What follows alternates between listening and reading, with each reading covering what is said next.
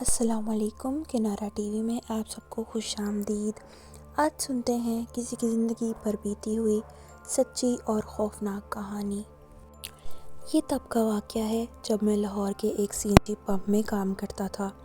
میری شفٹ کا ٹائم رات 1 بجے سے صبح 6 بجے تک ہوتا تھا۔ سردیوں کے دن تھے جب پوری دنیا اپنے اپنے گھروں میں رضائیوں میں لپٹے سو رہے ہوتے ہیں۔ ہم جیسے غریب لوگ مجبوری میں نوکری کر رہے ہوتے ہیں رات کے اندھیرے میں۔ میں اس دن گھر سے کھانا کھا کر اپنی بائک سٹارٹ کر کے اپنی جاب پر آ گیا تھا۔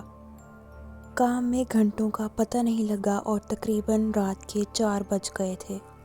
مجھے میرے باس نے اپنے آفس میں بلایا اور کہا کہ ان کو کسی کام سے اپنے گھر جانا پڑ رہا ہے، لہٰذا آج ہم پمپ جلدی بند کر دیتے ہیں۔ فرحان، تم اپنے گھر جاؤ۔ میں نے ٹائم دیکھا تو 4:30 بج رہے تھے۔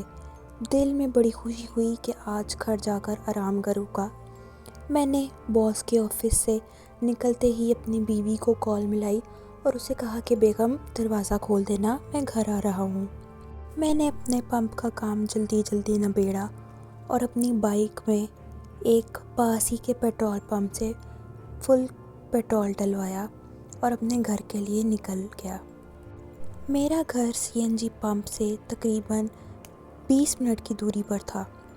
ابھی میں سڑک پر اپنے دھیان میں بائک چلا ہی رہا تھا کہ یکدم میری بائک کے سامنے ایک بوڑھی عورت آ گئی اور میری بائک اس کو لگنے کے باعث وہ زمین پر گر گئی۔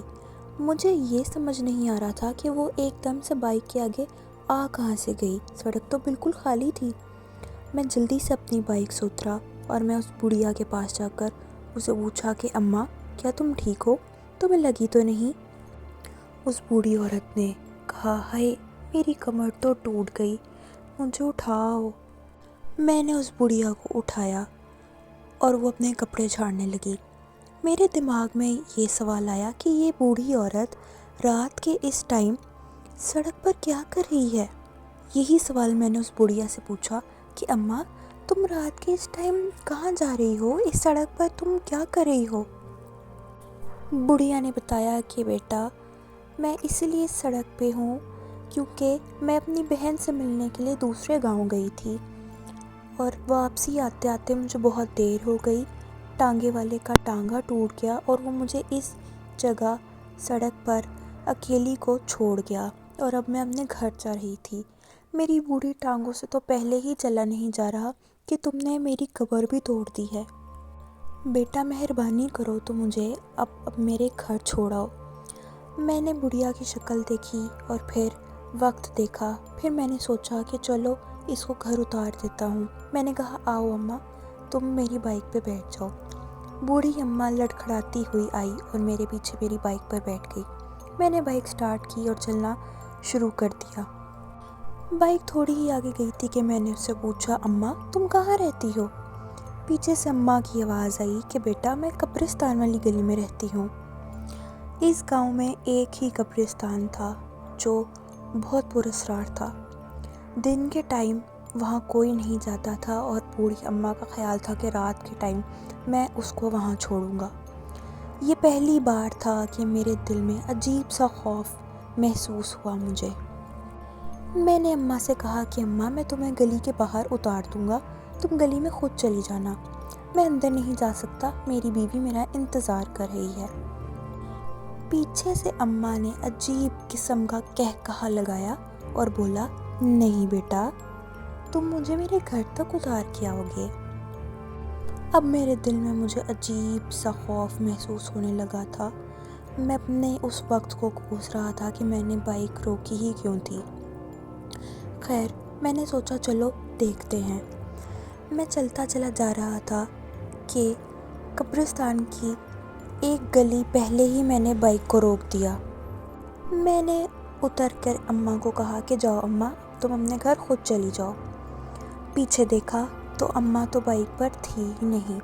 میں نے اتر کر دیکھا آس پاس، پیچھے اور آگے، کہیں وہ بڑھیا نہیں تھے۔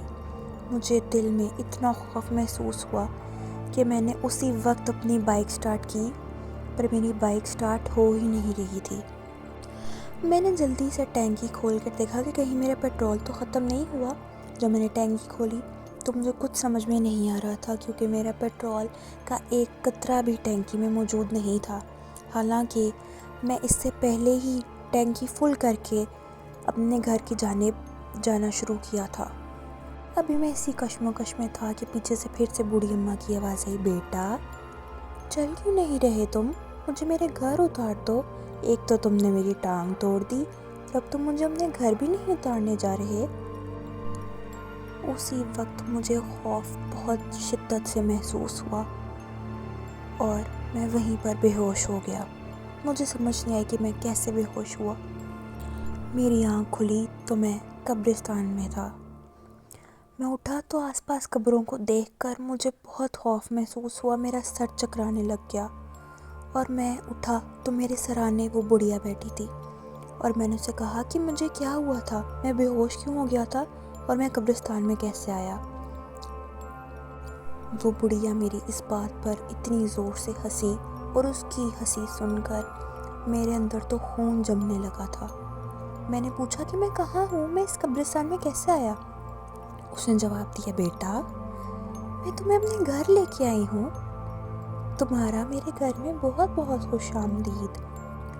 میں نے پوچھا، اماں میری بائک کہاں ہے اور تم مجھے یہاں کیوں لے کر آئی ہو؟ اس نے بولا، بیٹا تمہاری بائک تو وہ سامنے کھڑی ہے۔ تب مجھے احساس ہوا کہ وہ قبرستان ہی اس بڑھیا کا گھر تھا۔ یہ سب دیکھتے ہوئے میرا سر بہت زور سے چکرا رہا تھا، مجھے لگ رہا تھا کہ یہی میری آخری رات ہے، کہ میں اسی وقت آیت الکرسی کا ورد کرتے کرتے بے ہوش ہو گیا۔ جب میری آنکھ کھلی تو میں اپنے گھر میں موجود تھا۔ میں نے اللہ کا بہت بے حد شکریہ ادا کیا۔ میں نے اپنی بیگم سے پوچھا کہ مجھے کیا ہوا تھا اور میں گھر کیسے آیا؟ تو میری بیگم نے مجھے بتایا کہ قبرستان کا گورکند میں گھر چھوڑ گیا تھا، تم فجر کے ٹائم قبرستان میں بے ہوش پڑے ہوئے تھے۔ اس واقعے کو 10 سال بیت چکے ہیں، پر ابھی بھی جب میں یہ واقعہ یاد کرتا ہوں تو خوف سے میری ٹانگیں کانپنے لگ جاتی ہیں۔ ویورز، یہ تھی آج کی کہانی۔ اگر آپ لوگوں کو اچھی لگی ہو تو ویڈیو کو لائک کر دیجیے گا، چینل کو سبسکرائب کر دیجیے گا، بیل آئیکن کو پریس کر دیجیے گا۔ مزید ویڈیو اپڈیٹس کے لیے میں ملتی ہوں آپ سے نیکسٹ ویڈیو میں۔ تب تک کے لیے اپنا خیال رکھیے۔ اللہ حافظ۔